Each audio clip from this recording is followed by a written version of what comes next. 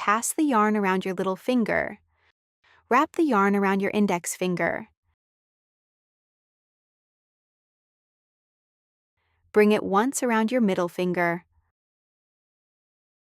Hold the loop in place with your thumb. Insert the hook under the loop. Catch the working yarn with your hook and pull it through. This completes the magic ring. Then yarn over again and pull through the loop on your hook. Now you can begin working the required number of stitches into the ring. Chain 1 and make as many stitches as you need. Pull the short yarn end to close the ring.